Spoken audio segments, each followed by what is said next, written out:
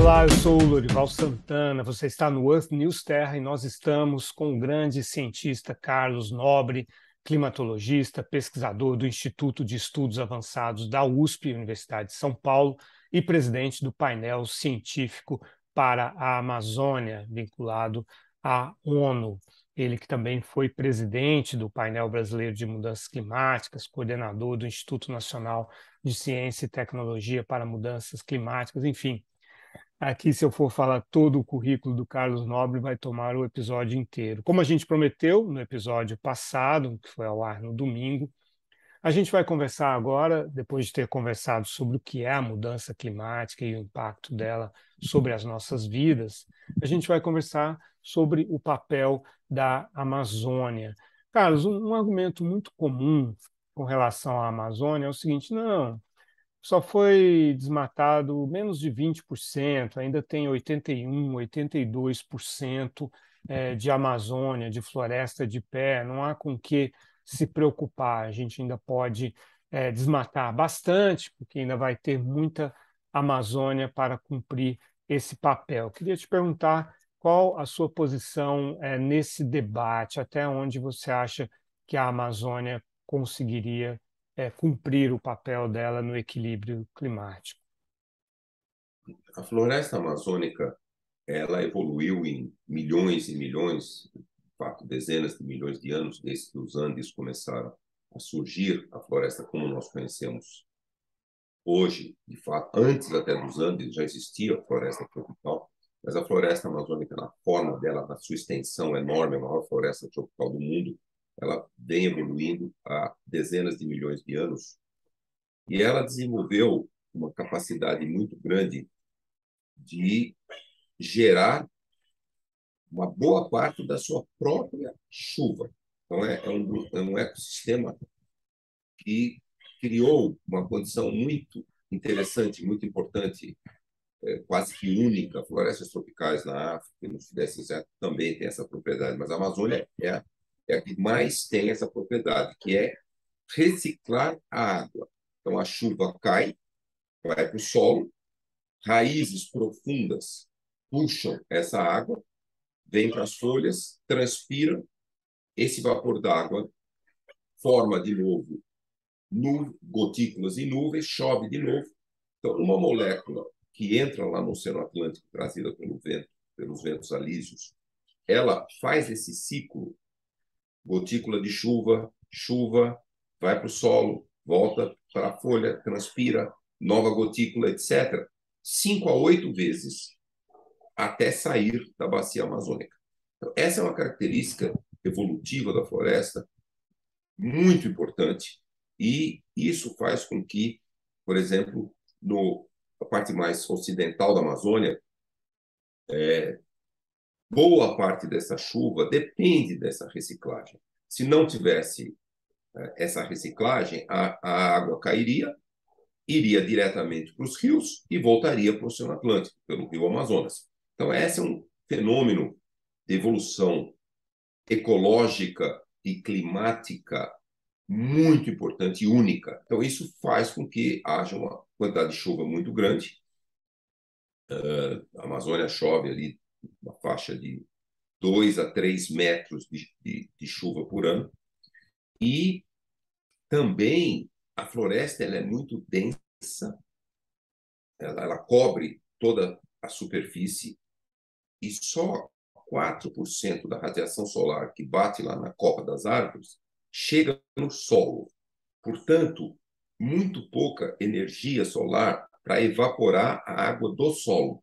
O solo sempre é muito úmido, então toda aquela vegetação no solo, as folhas que caem, os galhos, os troncos de árvores, tudo é muito úmido. Então, quando cai uma descarga elétrica, um raio, ele não faz o fogo espalhar, porque ele pega um fogo ali naquele lugarzinho que ele cai, porque, logicamente, uma descarga elétrica tem uma enorme energia, mas o fogo não espalha, porque tudo é muito úmido. Então, a floresta evoluiu em dezenas de milhões de anos sem fogo. Isso é uma característica única de floresta tropical, especialmente da floresta amazônica.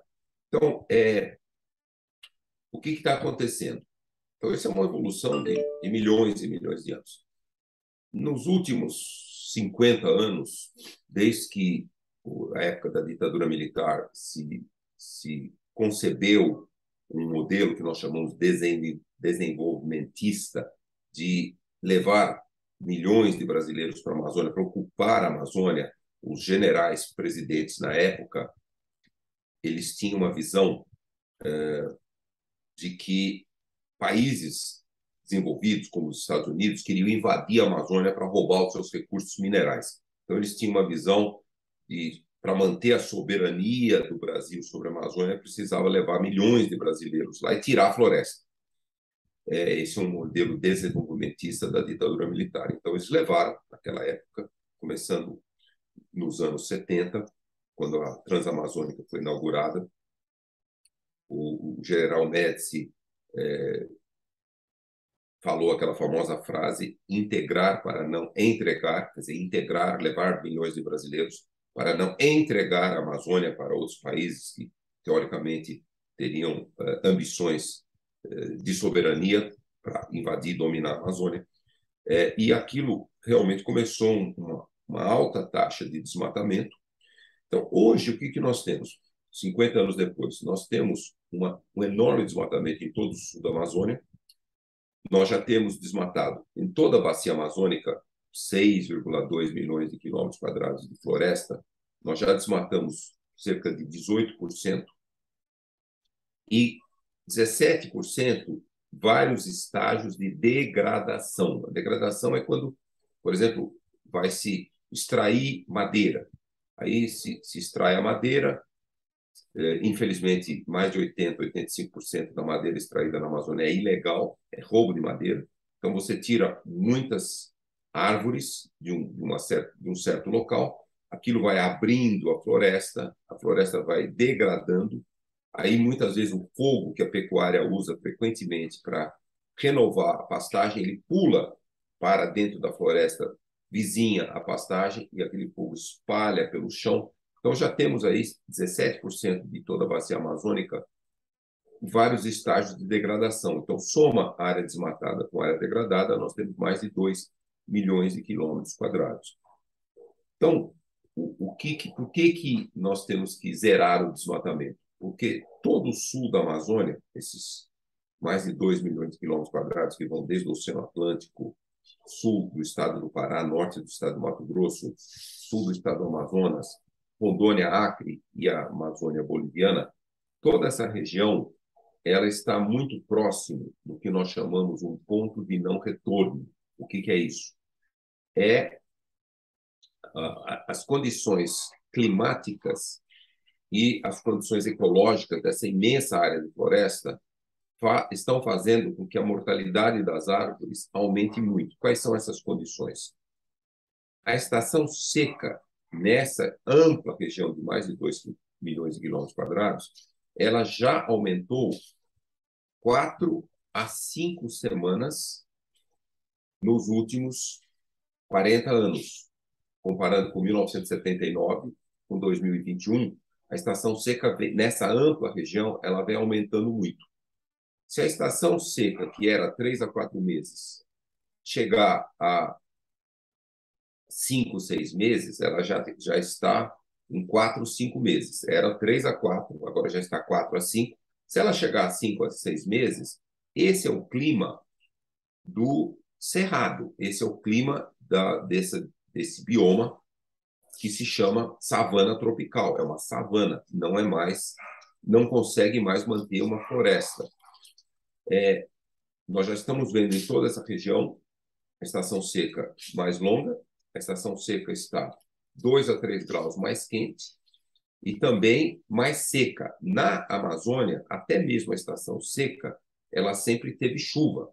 O mês mais seco na Amazônia chove 40, 50, 60 milímetros. Quando você vai no Cerrado, o Cerrado, a estação seca, às vezes você tem 4 meses sem nenhuma gota de chuva. Isso é a maneira que o Cerrado evoluiu em dezenas de milhões de anos, não na Amazônia. Na Amazônia, a floresta transpira mais água durante a estação seca do que durante a estação chuvosa, porque as raízes de várias árvores Elas têm 7, 8, 12 metros e elas captam a água que caiu muito na estação chuvosa, elas captam durante toda a estação seca e mantêm esse alto nível de transpiração. Essa transpiração durante a estação seca umidifica a atmosfera e faz nuvens, gera nuvens que fazem chover durante a estação seca também. Então, essa é uma evolução climático-ecológica de dezenas de milhões de anos. Todo o sul da Amazônia está muito próximo desse que nós chamamos ponto de não retorno, porque nós estamos vendo isso acontecer, não é nenhuma projeção para o futuro. Isso tudo está acontecendo e, junto com isso, as mudanças climáticas têm tornado os extremos de seca mais frequentes. Por exemplo, tivemos uma seca em 2005, outra em 2010, uma muito quase um recorde de secas em 2015 e 2016 e a última em 2020. Antes acontecia uma seca mais intensa entre 15 e 20 anos. Quando ocorrem secas intensas, aumenta a mortalidade das árvores. Mas quando acontecia a cada 15, 20 anos, havia o tempo suficiente para renovação. Uma árvore morria, outras árvores podiam recrescer. Agora não, com secas muito frequentes, a mortalidade de árvores, desde a Bolívia até o Oceano Atlântico, elas aumentaram muito. E muito essa área do sul da Amazônia, principalmente o sul do Pará e o norte de Mato Grosso, a floresta se tornou uma fonte de emissão de carbono. Normalmente, as florestas globais elas são muito importantes, que elas retiram até 33% de todo o gás carbônico que nós, humanos, emitimos, queima de combustíveis fósseis, agricultura, produção de aço, de cimento, tudo. As florestas retiram essa enorme quantidade, um terço de tudo. Ali no sul do Pará e no norte do Mato Grosso, a floresta já se tornou uma fonte de carbono. A floresta, até na estação chuvosa, ela perde mais carbono do que ela retira, porque a mortalidade das aves aumentou muito. Então, é por isso que nós temos dito, com muita ênfase, a urgência de zerar os desmatamentos, zerar a degradação, zerar o uso do fogo. A agricultura moderna, a agricultura regenerativa não usa fogo, para que nós possamos salvar a Amazônia. Por quê? Porque se nós passarmos desse ponto de não retorno, esse sistema que vai gerar um bioma, um ecossistema muito degradado, com poucas árvores, com muitas gramíneas, com muito pouco armazenamento de carbono, esse novo ecossistema ele vai espalhar para 60% até 70% da Amazônia.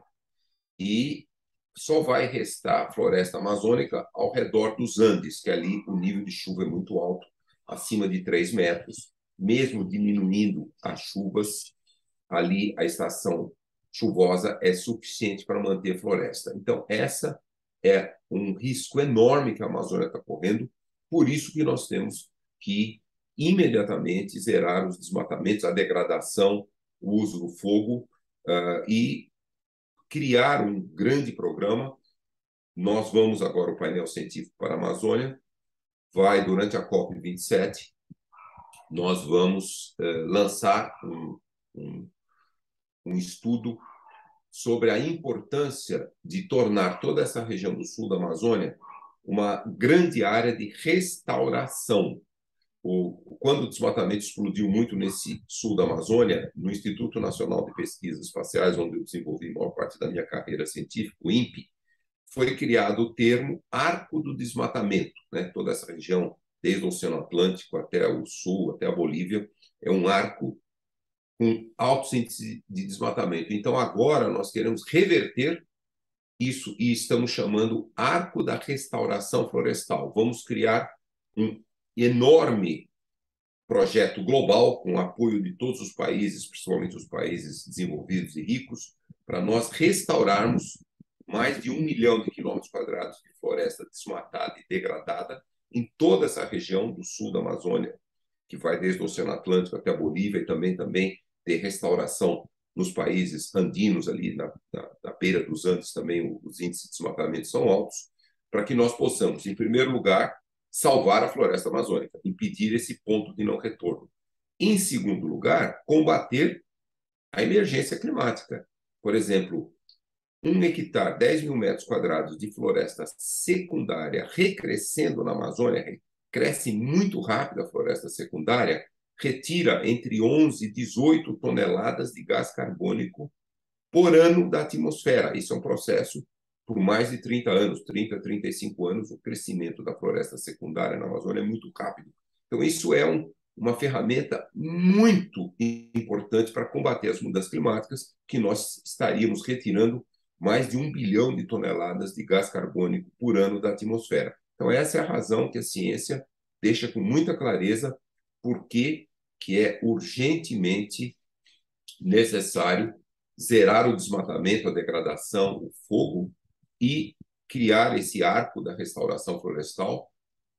Seria um dos maiores projetos de restauração florestal do mundo para combater as emergências climáticas, preservar a biodiversidade da Amazônia. E por que isso é factível? Não só é uma emergência para salvar o planeta climaticamente falando, ecologicamente falando, mas também há inúmeras demonstrações hoje que uma economia de floresta em pé, que nós chamamos uma economia da sociobiodiversidade, ela faz muito mais sentido do que retirar a floresta, por exemplo, para a pecuária. 90% do primeiro desmatamento na Amazônia é para fazendas pecuárias, é para pastagem. A pecuária ela é muito pouco produtiva na Amazônia, em geral, essa pecuária que responde por primeiro 90% do primeiro desmatamento, e ela também, a economia que nós chamamos, a bioeconomia de floresta em pé, ela faz muito mais sentido, ela utiliza sistemas agroflorestais, ela melhora a qualidade de vida das populações rurais amazônicas e até mesmo as populações urbanas, e ela tem um enorme potencial. A Amazônia tem a maior biodiversidade do planeta, mais de 13% de todas as espécies de plantas e animais existem na Amazônia. Então, o potencial dessa nova bioeconomia de floresta em pé é muito grande. E, por exemplo, os produtores em sistemas agroflorestais de açaí, de cacau, de castanha, de vários outros produtos, eles já melhoraram de vida, eles eram classe extremamente pobre, hoje eles melhoraram de vida. Então, o potencial dessa nova bioeconomia é muito grande e realmente nós não precisamos continuar com o desmatamento, porque é possível, sim, aumentar a produção tradicional da agricultura, da pecuária, muito mais no Brasil e não precisamos mais desmatar nenhum dos nossos biomas, nem a Amazônia, nem o Cerrado, nem a Mata Atlântica, nem a Caatinga, nem os Pampas e nem o Pantanal. Carlos, existe uma estimativa de quanto custa esse projeto do Arco da Restauração e como seria feita essa restauração? Olha, uma boa parte da restauração ela é natural, né? Nós chamamos regeneração. Quando a gente olha, e eu dei esse número, 90% do primeiro desmatamento é para a pecuária, depois, uma boa parte dessa área para a pecuária é abandonada, porque o solo é muito pobre, a pastagem vai perdendo sua eficiência. Então, quando a gente olha hoje, 63% da área desmatada na Amazônia ela permanece como pecuária. 20% foi abandonada e a floresta secundária está recrescendo. Isso é muito interessante. E a floresta recresce rapidamente, como eu mencionei, e retira uma grande quantidade de gás carbônico da atmosfera. E depois de várias décadas, por exemplo, depois de 50, 60 anos, a floresta secundária ela já tem cerca de 65% da biodiversidade, portanto, é um grande fator de manutenção da biodiversidade, e também ela retira 75%, 80%, ela armazena 75%, 80% do carbono que uma floresta primária armazena. Então, esse é um grande potencial. Então, regeneração é um processo natural, o custo de manter áreas regenerando é relativamente baixo. Agora, há áreas que são muito desmatadas, por exemplo, se vai ao longo ali em Rondônia, ao longo da BR-364, então grandes áreas desmatadas, essas áreas já estão muito longe de florestas, a regeneração natural é muito lenta, muito mais difícil. Aí há várias áreas que é necessário, nesse arco do desmatamento, de ter o reflorestamento. Aí tem que se trazer sementes de mudas, jogar sementes, jogar mudas de árvores, e aí a floresta ali vai sendo reflorestada. Aí o custo é bem mais alto. Se estima aí que pode custar qualquer coisa entre até 5 mil e 15 mil reais para reflorestar uma área altamente desmatada. Então, é por isso que nós calculamos que é muito importante um apoio muito grande. Estamos conduzindo o painel científico da Amazônia, um estudo que vai ser, como eu mencionei, lançado na COP27 no Egito em novembro. Não temos ainda o número definitivo, mas o valor total para restaurar mais de 1 milhão de quilômetros quadrados é talvez na faixa de 30 bilhões de dólares. Pode parecer muito, mas quando a gente vê, por exemplo, quanto na guerra da Ucrânia, quanto os países desenvolvidos, Estados Unidos, países europeus, financiaram, apoiaram a Ucrânia, centenas e centenas e centenas de bilhões de dólares. Você imaginar esses países ricos ajudarem os países tropicais, principalmente na Amazônia, a fazer essa restauração, isso não é um valor muito alto.